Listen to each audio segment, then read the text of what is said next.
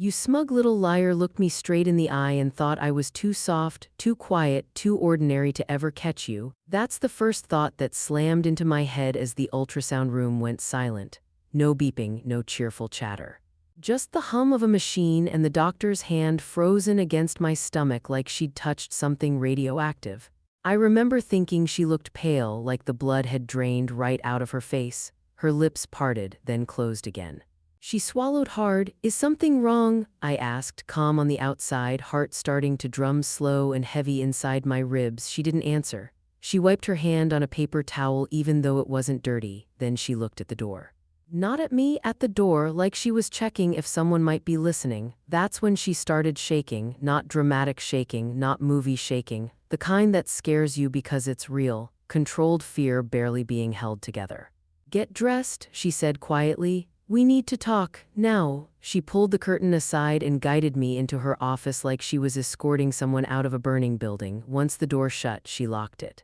That's when she said the sentence that cracked my life clean in half. You need to leave your husband immediately, get a divorce. I blinked once. What? No time to explain, she said, voice tight. You'll understand when you see this. She turned the screen toward me, and whatever innocence I walked in with died right there. Before I tell you what I saw, let me say this. If you're someone who listens to stories about quiet people getting pushed too far, you might want to stick around. These things don't always end loud, but they do end fair in their own way. I'd spent most of my life being underestimated. People saw a calm woman, polite, soft-spoken, the kind who remembers birthdays and thanks waiters by name. My husband loved that about me. Or at least, he loved what he thought it meant. He thought quiet meant weak. He thought unnoticed meant powerless. He thought I didn't see things. The doctor pointed to a shadow on the screen, then another, then something that didn't belong there at all. Her finger hovered, trembling. This, she said, should not exist, not like this, not given your history. My history, I asked. She looked at me like she'd already said too much. Your medical history, she corrected quickly, too quickly. I leaned forward, studying the image. My mind was already working, already filing away details, already shifting into that place it always goes when something doesn't add up. I didn't cry, I didn't panic. That surprised her. What are you not telling me? I asked. She exhaled slowly. If I tell you more, I put myself at risk, but if you don't leave him, you're the one in danger. Danger, such a clean word for something that felt filthy. She printed the image and slid it into a plain white envelope. No logos, no labels, just paper and truth. Take this, she said, and don't let him see it. Not yet. I nodded, thanked her, and walked out like my world hadn't just tilted off its axis. In the parking lot, I sat in my car with the engine off, envelope on the passenger seat, and realized something important.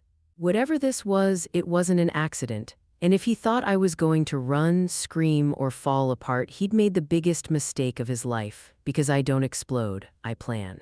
I'll tell you exactly who I am, where I come from, and why no one ever sees me coming. People like me don't come from places anyone brags about. I grew up in a town so small it barely showed up on maps, the kind of place where everyone knew your last name before they knew your first, and assumptions were handed down like family heirlooms. My family was known, but not for anything impressive. We were the quiet ones, reliable, background noise, the kind of people who showed up early, left late, and never asked for credit. I was the youngest, which in my family meant invisible. My older siblings had louder personalities, bigger needs, and sharper elbows. One was the golden child, the other was the problem child. I was neither, which meant no one worried about me much. Teachers forgot to call on me. Coaches forgot I was on the roster. Even at home, dinners were full of voices talking over each other while I passed the salt and listened. I learned early that silence had advantages. When you're overlooked, you get to observe, you notice patterns, who lies easily, who panics under pressure, who needs praise like oxygen, who underestimates you because you don't announce yourself. My parents weren't cruel, just tired. My mother loved loudly but selectively. My father believed strength looked a certain way and I didn't match it. I wasn't dramatic, I didn't rebel, I didn't need rescuing. So I was left alone to raise myself in the spaces between everyone else's needs. And honestly, that's where I got good. While my siblings fought for attention, I learned how to wait. I learned how to listen without reacting. I learned how to keep my thoughts locked behind my eyes. By high school, people thought I was shy. By college, they thought I was unambitious. That misconception followed me everywhere. I married my husband because he felt familiar. He came from the same kind of town, the same kind of assumptions. He was charming in public, confident in private, and very comfortable being the smartest person in the room, especially when the room included me. He liked telling people I was low maintenance. He liked introducing me as the calm one. He liked that I didn't challenge him in front of others. What he didn't realize was that I wasn't quiet because I lacked opinions. I was quiet because I was collecting data. While he climbed socially, shaking hands, telling stories, positioning himself, I was building things no one saw, small projects, side work, skills I never talked about. I learned how systems worked, how money moved, how reputations were manufactured. I never corrected anyone when they assumed I depended on him. That was the best part. Back in that ultrasound parking lot with the envelope resting beside me, all of that came rushing back. The small-town girl, the invisible daughter, the underestimated wife. I thought about how my family always said, "You'll be fine. You always land on your feet." They said it like a compliment, but it was really permission to ignore me. I didn't call anyone, not my mother, not my husband, not a friend. Instead, I drove home and went through the house like a guest. I noticed what had changed, what was new, what didn't belong. My husband kissed my cheek and asked how the appointment went.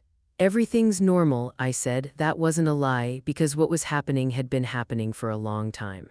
I just finally had proof. And the funny thing about being raised unnoticed is this: when people don't watch you, they don't see you preparing. I'll tell you how I quietly built a life no one knew about and why that scared him more than he ever realized.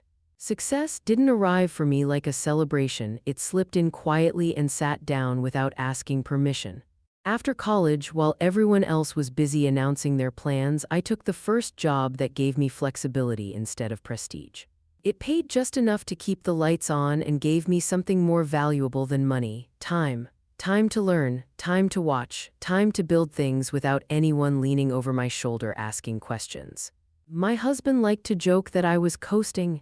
He'd say it with a smile at dinner parties like it was cute. "She doesn't stress about work," he'd tell people. "She's just naturally easygoing." I never corrected him. What I didn't tell anyone, especially not him, was that I was running two lives at once. One was the visible version: supportive wife, steady job, modest goals. The other existed entirely online, behind passwords and spreadsheets and accounts that didn't carry my married name. I learned early that loud ambition attracts attention and attention invites interference. So I stayed quiet. I took certifications at night. I consulted under a neutral alias. I invested small amounts where no one would notice, then reinvested the returns. I didn't chase quick wins. I built systems that worked even when I slept. By the time my husband started calling himself the provider, I'd already passed him financially. He just didn't know it. That imbalance amused me more than it should have. At family gatherings, my siblings still talked over me. My parents still asked my husband questions about finances and careers like I wasn't sitting right there. He soaked it up. He loved being admired, loved being needed. I let him have it. Because the truth was, I liked operating without applause. I liked knowing things before other people did. I liked that my calm made people careless around me. They overshared, they underestimated, they assumed. That's how you learn who someone really is. When I got pregnant, my husband treated it like another achievement. He told people he was ready for the next phase. He talked about legacy. He never asked me if I was scared. I was, but not for the reasons he thought. Back home after the ultrasound, I logged into accounts I hadn't touched in months. I pulled records. I checked timelines. I compared dates. Patterns emerged the way they always do when you stop accepting surface explanations. Something about my pregnancy didn't align with what I knew about my own body or with what my husband had told me about his past. And the more I dug, the more I realized the doctor's fear hadn't been about me, it had been about him. I started noticing details I'd once dismissed. The way he guarded his phone, the way certain names never came up anymore. The way his confidence sometimes slipped into something tighter when I asked innocent questions. Still, I played my part perfectly. I smiled, I nodded, I listened, and quietly I prepared. Because growing up invisible teaches you something powerful. When no one expects you to move, you get the advantage of surprise. I'll tell you about the first crack in his story and how I knew I was dealing with something much darker than betrayal. The first real crack in his story didn't come from a secret message or a dramatic confession. It came from a pause. We were sitting at the kitchen table one night, the kind of quiet evening couples post about like it means something. He was scrolling on his phone, half listening, when I mentioned a name, just casually, a woman he'd once described as a distant acquaintance from years ago. The pause was barely a second, but it was there. His thumb stopped moving. His shoulders stiffened just a fraction, then he laughed and said, "Oh yeah, her, haven't thought about her in forever." That was the moment I knew, because when someone truly hasn't thought about something, they don't need to rehearse forgetting it. Growing up invisible trains you to notice micro-movements, a shift in tone, a delayed breath, the way a lie settles too carefully into place. My siblings never noticed when our parents favored one of them over the others, but I did. I learned what avoidance looked like before I learned algebra, so I started watching him the way I used to watch my family. Quietly, patiently. I didn't confront him, I didn't accuse, I didn't even ask follow-up questions. I let him relax again, let him believe the moment had passed. People reveal the most when they think they're safe. Behind the scenes, I went deeper. I cross-checked dates, I traced old connections. I looked at financial flows the way I'd taught myself to years ago, following patterns instead of explanations. Every small inconsistency pointed in the same direction. My husband wasn't just lying to me. He'd been managing an entire second narrative, and then there was my family. I hadn't told them about the ultrasound, or the doctor, or the envelope hidden in the back of my desk drawer. I already knew how that conversation would go. My mother would worry, but only enough to suggest patience. My father would say relationships take work. One of my siblings would imply I was being dramatic. They always trusted confidence over quiet concern. My husband, on the other hand, had their full faith. At a family dinner, my father clinked his glass and thanked him for taking care of things. My husband smiled, that polished smile, hand resting possessively on my back. No one noticed how still I went. No one noticed because they never really looked. That night, lying in bed beside him, I made a decision that surprised even me. I wasn't going to expose him quickly.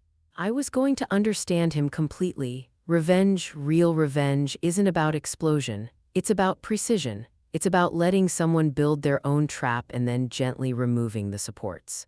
I thought about that doctor's shaking hands, about the way she'd locked the door, about the envelope she'd given me like contraband. Whatever my husband had done or was still doing, it had ripples. It involved other people, other lives. And if I moved wrong, I wouldn't just lose him, I could lose control of the outcome, so I did what I'd always done best. I stayed underestimated. I let him believe he was the smartest person in the room. I let my family believe I was stable, calm, lucky. I let everyone assume nothing had changed. And while they slept, while they talked, while they praised him, I mapped every thread of his story until I could see where it would unravel. Because once you know where to pull, you don't need force, you just need timing. I'll tell you what the doctor actually saw and why it proved my husband had been lying long before I ever got pregnant. The envelope stayed hidden for 3 days before I opened it, not because I was scared, but because I wanted to be ready. There's a difference between suspecting something and knowing it. Knowing changes how you breathe, how you look at someone you sleep next to, how carefully you plan your next move. When I finally slid the ultrasound image out, I studied it the way I studied everything else. Slowly, without emotion, letting the details speak for themselves. The doctor had circled 3 areas in pen. One mark was shaky, like she'd hesitated before committing it to paper. I compared it to older scans I'd saved digitally. That's when the truth stopped being abstract. The timeline didn't match my body, but it did match someone else's.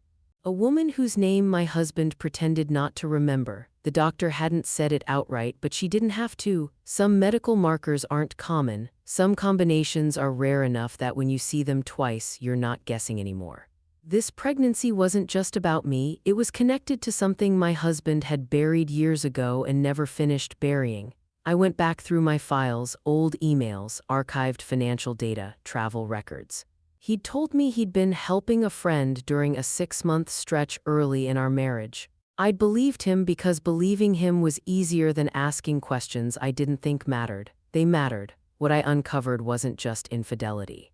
It was long-term deception layered with convenience. He'd maintained parallel lives, mine and another, built on promises he never intended to keep. Children whispered about but never acknowledged. Money moved quietly, inconsistently, hidden in ways meant to avoid patterns. And here's the part that made my blood go cold. He'd positioned me as the respectable future, the clean ending, the legitimate story. I wasn't the partner. I was the cover. The doctor had recognized it immediately. She'd seen a medical echo of something unresolved, something that should have been disclosed long before I ever lay on that table. That's why she was afraid, not of what she'd found, but of what it implied. People like my husband don't panic when they cheat. They panic when their systems fail. That night, I sat across from him on the couch while he talked about baby names. I nodded at the right moments, smiled when expected. Inside, I was already dismantling him piece by piece. I thought about my family again, about how they'd never questioned him, how they'd trusted his confidence over my quiet.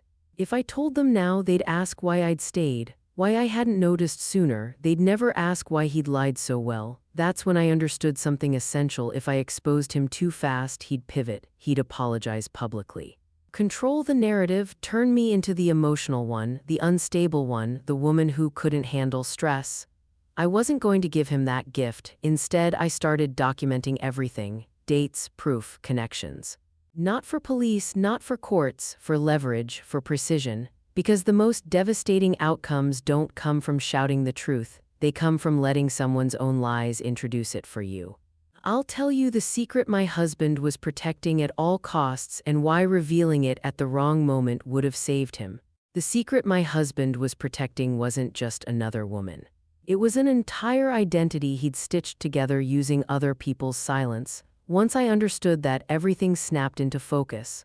The charm, the confidence, the way he curated his reputation so carefully. He wasn't just lying to me, he was maintaining a structure that only stood as long as no one compared notes. And I was the note he never expected to exist. The woman from his past wasn't random, she was strategic. She lived just far enough away to stay out of sight, just close enough to manage. He'd helped her financially in ways that looked generous on paper but were actually calculated to keep her dependent. No paper trails that screamed responsibility, no public acknowledgments that could be traced back to him. He liked control disguised as kindness. The pregnancy, mine, was supposed to be the final seal. The proof that he'd chosen a clean, respectable life, that whatever came before was just history. He'd even started talking differently around people, less joking, more legacy language. He was preparing to be seen a certain way. What he didn't know was that the doctor's fear had accelerated my clarity. I began testing him, not by accusing but by shifting small things. I asked questions that sounded harmless but landed close to old truths. I changed routines slightly and watched how quickly he noticed. I mentioned long-term plans and listened to where his voice tightened. Every response confirmed the same thing: he was managing multiple outcomes at once. And people who do that always leave fingerprints. I didn't want to destroy him in one blow. That would have been too clean, too merciful. He would have adapted, apologized, rebranded. Men like him always do. What I wanted was erosion. I wanted him to lose certainty before he lost status. So I positioned myself differently. I became less available emotionally, more observant socially. I asked for introductions. I attended events I used to skip. I listened when people talked around him instead of to him, and slowly, quietly, I started being remembered, not as his wife, as myself. The most dangerous part of someone's deception is the assumption that you're static, that you'll stay in the role they assigned you. Once I stepped outside that role, even subtly, his calculations began to fail. He noticed. I could tell. He started asking where I was going, who I'd talked to. He'd laugh it off, but the questions stacked up. He was checking for leaks. There were none, yet, behind the scenes, I wasn't gathering evidence to expose him publicly, not yet. I was gathering alignment. Who believed what? Who knew which version of him? Who would feel foolish when the truth surfaced sideways instead of head-on? Because humiliation doesn't come from being accused.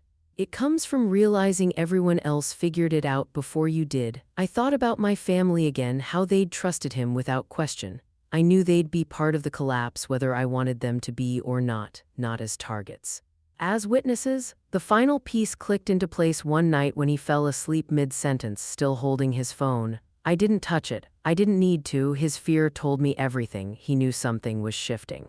He just didn't know I'd already decided how it would end.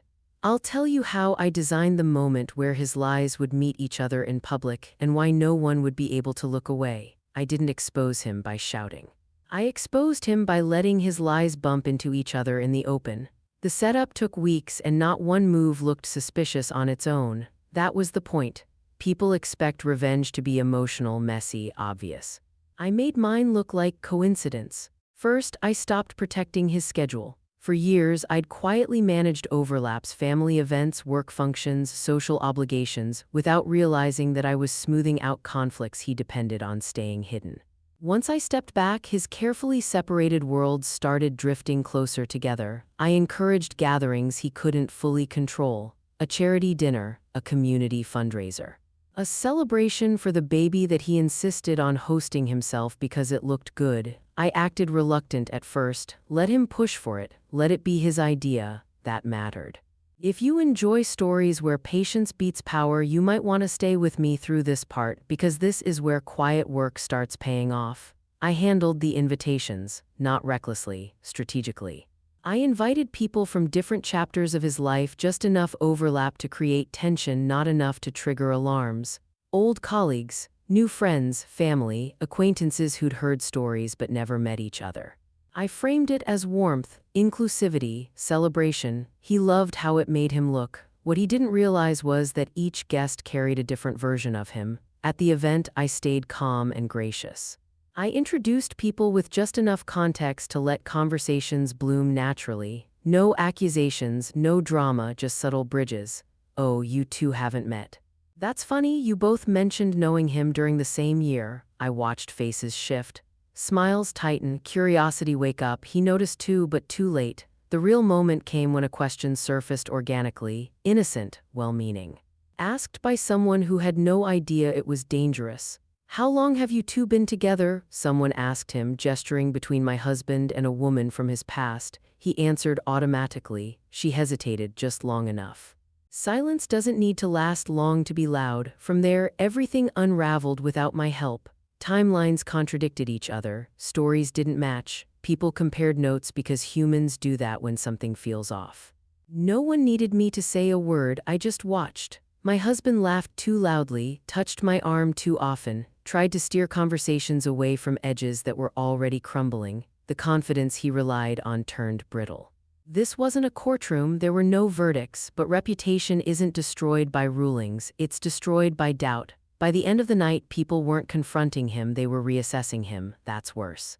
When admiration curdles into suspicion, it never fully recovers. As guests left, they hugged me longer than usual, looked at me differently, like they were seeing something they'd missed. He knew, I could feel it when we got into the car. He didn't yell, didn't accuse, he was quiet. And for the first time in our marriage, I was the one holding all the power. I'll tell you how I delivered the final humiliation without ever raising my voice and why he couldn't undo it. The night after the event, he tried to rewrite reality. That's what people like him do when control slips. They don't confront the damage, they attempt a narrative override. He paced the living room, talking at me, not to me. Explaining how people misunderstood things, how timing gets messy, how appearances can be deceiving. I listened like I always had, calm, still, non-reactive. That silence unnerved him more than anger ever could. What he didn't know was that the real collapse wasn't going to happen at home. It was going to happen where his confidence lived, where his image fed him. I'd already arranged it. A few days later, I sent a message to a group chat he valued deeply. Friends, associates, people whose respect mattered to him. I didn't accuse, I didn't vent, I didn't reveal anything directly. I simply asked a question. A polite one. "Hey everyone, I'm putting together a personal timeline for the baby book and realized there are a few overlaps I might be misremembering. Can anyone help me confirm when you all first met him?" It looked innocent. It was lethal. People replied naturally, casually, helpful, each response another brick removed from the foundation he'd built. Dates overlapped, locations conflicted. Familiar names appeared where they shouldn't. No single message destroyed him. Together, they buried him. You see, the most humiliating thing for someone who survives on perception isn't exposure, it's participation. He wasn't being accused, he was being corrected, softly, publicly, by people he needed. If you're still with me, this is where it matters most, because this kind of ending only works if you understand that power doesn't always look loud. He tried to jump in, to steer the conversation, to laugh it off. But once doubt takes root, every explanation sounds rehearsed. Then came the silence. People stopped responding to him directly, replies went around him, past him. He was present, but irrelevant. That was the moment I delivered the final cut. I posted the ultrasound image, not labeled, not explained, on my private account, visible only to those same people. No caption, no commentary, just truth suspended in quiet. The ones who understood didn't ask questions, the ones who didn't felt it anyway. When he confronted me, his voice was small, controlled but thin. He asked why I'd done this, why I hadn't protected him. As if that had ever been my job, I looked at him and felt nothing, not rage, not grief, relief, because revenge isn't about cruelty, it's about balance. And the scale had finally settled. I didn't leave that night, I didn't need to. He already knew the marriage was over, not because I said it, but because everyone else had. His calls stopped getting returned. Invitations slowed, praise dried up. He became what he'd always feared most, a question mark. And I became something new to them, not his wife, the woman who saw clearly. I'll tell you how it all ended, what my family finally realized, and why quiet strength always outlasts borrowed power. The end didn't arrive with shouting or slammed doors. It came quietly, the way truth always does when it finally gets tired of waiting. My family found out in fragments, not announcements. A canceled dinner here, an awkward pause there. Someone asking me carefully if I was okay. For the first time in my life, they didn't rush to explain things away. They didn't tell me to be patient. They listened. My mother cried when she realized how long she'd misread me. My father didn't say much at all. He just nodded once, slow and heavy, like a man finally understanding the weight of what he'd missed. My siblings looked embarrassed, not because of what my husband had done, but because they'd never thought I was capable of standing this tall on my own. That was the apology I never asked for. As for him, he unraveled without spectacle. His confidence didn't shatter, it leaked. People stopped seeking his opinion. Compliments dried up. The stories he'd told about himself lost their audience. No one confronted him outright, and that was the punishment. When someone has built their power on being believed, disbelief is exile. I moved out on my own terms, quietly, cleanly, no dramatic exits. I took only what was mine, and more importantly, I left behind what never truly belonged to me, his shadow. The pregnancy didn't continue. Some endings choose themselves. I mourned privately, honestly, without spectacle. Loss doesn't need witnesses to be real. What surprised me most was the peace, not happiness, peace. I slept better, breathed deeper, walked differently. People began speaking to me with a new tone, one that didn't assume, didn't condescend. They sensed something had changed, even if they couldn't name it. I didn't correct them. I never needed recognition. I needed alignment. Months later, I saw him across a room at a gathering neither of us expected the other to attend. He looked smaller, not physically, socially, like someone whose voice no longer carried. Our eyes met for a moment. He looked away first. That's when I knew it was truly over. Revenge didn't make me cruel, it made me precise. It returned to him exactly what he'd given me, nothing more, nothing less.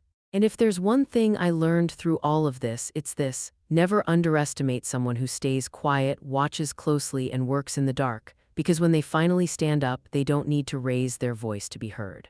That's the end of the story.